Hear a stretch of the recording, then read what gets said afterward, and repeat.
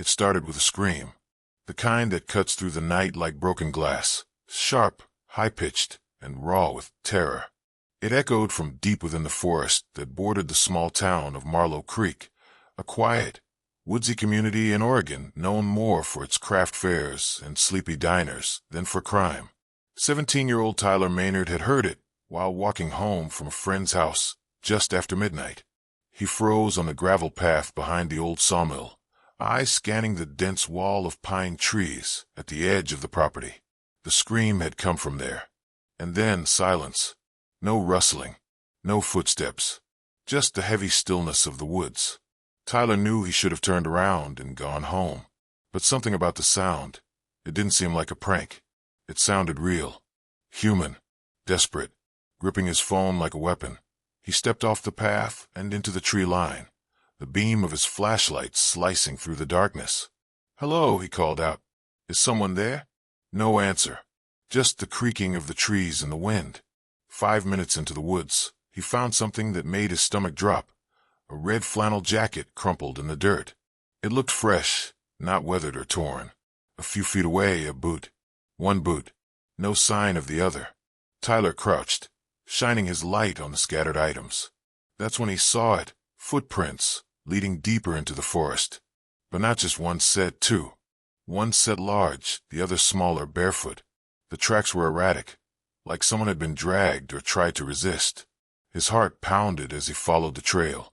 10 minutes later, he found the clearing, and in the middle of it a man, or what he thought was a man. He stood with his back to Tyler, still as a statue, shirtless, covered in dirt and what looked like symbols, etched in mud or something darker, more sinister, smeared across his spine. Tyler froze. "Hey," he called out, his voice cracking. The man didn't move. "Are you okay?" Still nothing. Tyler edged closer, unsure if he should run or help. When he was within 10 feet, the man suddenly tilted his head, slowly, unnaturally, to one side, as if hearing something behind him. Then, in one fluid motion, he turned around and smiled. Tyler would never forget that smile. It was too wide, too calm, and the man's eyes, they were wrong. Empty. "You shouldn't be here," the man said softly, his voice almost melodic. Tyler backed up, fumbling for his phone. "I'm calling the cops." The man's smile didn't fade. "They already know." That's when Tyler heard the branches snapping behind him. He turned, and everything went black. 3 days later, the police found Tyler's phone near the edge of the woods, screen shattered, battery dead. His backpack was hung neatly on a branch, untouched. But there was no sign of Tyler, until they opened the missing persons case file, and found someone else had vanished from those woods 10 years ago under identical circumstances. The search began at sunrise. Sheriff Lane had called in every available deputy, volunteers from the local community, and even a search and rescue dog team from the next county over. The boy's mother, already pale with fear, now clutched a scrap of fabric one of the volunteers had found snagged on a low-hanging branch. It looked like it had come from Jason's favorite hoodie. "Torn and muddy. Track starts here," one of the dog handlers called out, her bloodhound already nose to the ground, tugging on the leash as if it knew exactly where to go. Sheriff Lane signaled everyone to move, cautiously, but quickly. The woods were dense, and time was not on their side. The group fanned out, calling Jason's name through the forest as they followed a narrow, winding trail deeper into the trees. But the deeper they went, the more unsettling it became. There was no sign of an animal struggle. No blood, no drag marks. Just footprints, Jason's, they assumed, and then they simply stopped. Literally stopped. The trail ended in a small clearing, surrounded by thick pines. It was as if Jason had simply vanished into thin air. How is that even possible? Deputy Monroe whispered, crouching down to inspect the soft earth where the prints ended. He didn't double back. No scuffle. Just gone. Sheriff Lane narrowed his eyes. People don't just disappear. Check the perimeter. Maybe he wandered off the trail. But they found nothing. No footprints leading out of the clearing. No broken branches. Not even the faintest trace of a scent for the dogs to follow. It was as if something, or someone, had lifted Jason out of the woods without ever touching the ground. That's when Monroe spotted something odd near a tree at the edge of the clearing. A carved symbol, rough, shallow, but clearly intentional. A circle with an X through it. "You ever see anything like this?" he asked, brushing dirt from the strange carving. Lane stared at it for a moment, the lines of his face tightening. "Yeah," he said grimly. "Once, years ago, in a case we were told to drop." Monroe looked up sharply. "What kind of case?" Lane didn't answer. Instead, he called the team in and had them fan out again, this time expanding the search area to a mile radius. Still nothing. As night fell, they had no choice but to pause the search. The woods became treacherous in the dark, and whatever they were dealing with didn't seem interested in being found. Back at the station, Sheriff Lane pored over missing persons reports from the last 20 years. To his horror, he discovered an alarming pattern. Once every 3 to 5 years, someone, usually a child or teenager, vanished in or around these same woods. All unsolved. All with one disturbing commonality. The last known location was always near the clearing with the carved symbol. That night, as Lane stared at the board now filled with pins and red string, he got a call. The voice on the other end was trembling. It was an old friend and former deputy named Reed. He'd moved out of state after one of the earlier disappearances wrecked him emotionally. Now, all these years later, Reed had seen the news about Jason and felt compelled to reach out. "I never told anyone back then," Reed said, his voice cracking. "But I saw something the night Michael Lawson vanished. Remember him? It was right by that same clearing." "What did you see?" Lane asked. Reed hesitated. "A man in a mask. Not just any mask, animal-like. And he wasn't alone." Before Lane could press him for more, the line went dead. And then, the call log showed something even stranger. The number Reed had called from? It had been disconnected for over a year. The next morning, Sheriff Lane couldn't shake the call from his mind. He replayed it over and over, Reed's panicked voice, the mention of a masked man, the sudden drop, and the impossible detail. The number had been disconnected for over a year. Lane tried calling back anyway. Straight to voicemail. Then nothing. No trace. By noon, he was back in the woods, this time alone. He didn't tell his team.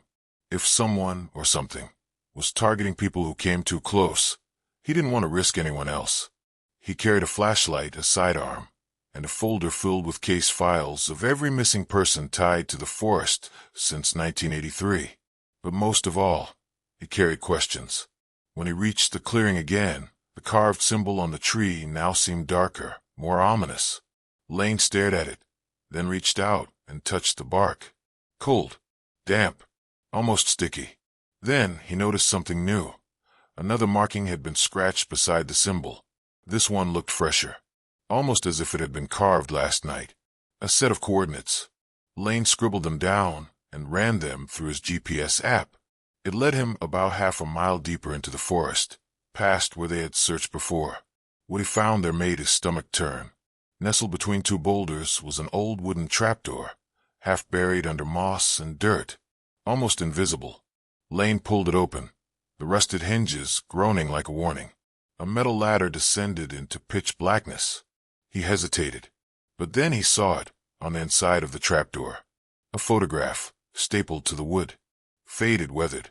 It was a picture of Jason, smiling, wearing that same hoodie. But it was the background that froze Lane in place. Jason was standing in this very clearing, next to a man wearing a mask shaped like a deer's skull. Lane descended slowly, flashlight cutting through the darkness. The air turned colder, the walls narrower. Eventually, the tunnel opened into a chamber, and that's where he saw it, an altar of sorts. Bones arranged in deliberate, disturbing patterns. Candles melted down to nubs. And more photographs. Dozens of them. Each victim. Children. Teenagers. Even adults. All presumed missing. Some photos were new, others decades old. All of them shared one thing in common. They were taken after the subjects had disappeared. Suddenly, he heard footsteps. Lane turned off his flashlight and backed into the shadows. A moment later, a figure appeared, hooded, carrying something wrapped in a burlap sack. They moved with purpose, heading toward the altar. Lane could barely breathe as the figure placed the sack on the ground and opened it. Inside was a recording device, camcorder, old clunky. The figure began playing back footage on a small screen. Lane watched in horror. It was Jason. He was alive, but trapped, bound, frightened, crying, and not alone. In the background of the video, figures moved, some wearing animal masks, others watching silently. Suddenly, the figure paused the video and turned directly toward the shadows, toward Lane. "I knew you'd come back," a voice said. It was familiar. The figure removed the hood. Lane staggered back in shock. It was Reed. But something was wrong. His eyes were vacant, his expression empty. "This is bigger than both of us," Reed whispered. "You were warned to let this go." Lane tried to draw his gun, but it was too late. Something struck him from behind, hard. As the world went dark, he heard the rustling of burlap, the low hum of chanting, and Reed's voice, cold, rehearsed. "Another offering has arrived." Sheriff Lane awoke to darkness. His head throbbed, his wrists burned, bound tight with zip ties behind his back. Cold stone pressed against his cheek, and the damp air was thick with the scent of mold, earth, and something metallic, blood. He blinked until his vision adjusted. He was underground. Again. But this was no tunnel. It was a chamber, larger than before. Around him stood a circle of masked figures, their faces obscured by grotesque renditions of animals. Deer, boars, birds, even insects. All hand-carved, all stained and worn. The chanting had stopped. Reed stood in front of him, now wearing the stag skull mask, his voice devoid of the panic it once held. "You should have stayed away, Sheriff," he said. "But I knew curiosity would bring you back." Lane struggled to speak. "What is this?" "A cult." Reed tilted his head. "That word is too small. This is preservation. Purpose. These woods have secrets older than either of us. Blood is memory here." Then Reed stepped aside. And there, chained against the far wall, was Jason. Alive. Barely conscious. His eyes met Lane's for a split second, wide, desperate, but real. "You don't have to do this," Lane growled, shifting his weight. "Oh, we already have," said another masked voice, a woman. Her tone was calm, familiar. From the shadows, a second figure stepped forward, and Lane's breath caught in his throat. It was Deputy Sarah Greer. She removed her mask, revealing a face twisted with both remorse and conviction. "You never saw the signs," she whispered. "But I tried to help. I tried to steer you away." Lane felt his world splinter. She'd been by his side every step of the investigation, guiding, suggesting, containing. "It's not what you think," she continued. "These people, the ones who vanish, they're chosen, not at random. The woods decide, and we make sure the balance holds." "You're killing them," Lane said, his voice ragged. "We're saving the town," she snapped. "Every time we ignore the forest, something worse happens. Every time. The droughts, the fires, the disappearances increase. But when we give it what it wants, everything resets. Peace returns." Reed leaned in. "You see, Sheriff, it was never about Jason. It was always about you. You were never supposed to dig this deep. You were meant to find the boy and leave. But you kept asking questions." The circle began to close in. Suddenly, the ground trembled, barely at first, then violently. Cracks splintered across the floor. The candles flickered. From above, a loud rumble, like the forest itself was groaning. "Something's wrong," Sarah said, glancing up. Reed looked around, uneasy. "The chamber's not ready. It's rejecting the offering." Lane seized the distraction. Using the edge of a rock, he sawed at the zip tie behind his back. He felt it snap. In one swift motion, he grabbed Reed's arm, spun him around, and drove his shoulder into the cult leader's gut. Chaos erupted. Jason screamed as Sarah lunged toward Lane, but he shoved her aside. He sprinted for the chains, using Reed's keys to unlock Jason's shackles. Together, they ran, dodging through collapsing tunnels, the walls shaking, dust and rocks crashing around them. Behind them, the masked figures were yelling, scattering. The forest's wrath had been awakened. After what felt like an eternity, Lane and Jason burst through the trapdoor into the open air. They didn't stop running until they reached Lane's cruiser parked half a mile away. Jason collapsed in the back seat. Lane, trembling and covered in blood and dirt, grabbed the radio. "This is Sheriff Lane," he rasped. "I have the missing boy. I repeat, I have Jason Maddox. Alive. I need backup. And I need the FBI." A long pause, then static, followed by a cold, unfamiliar voice. "No one's coming, Sheriff." The line went dead. Lane stared at the radio, heart sinking. Then he looked back through the windshield and saw the woods. Silent. Still. Watching. The forest wasn't finished.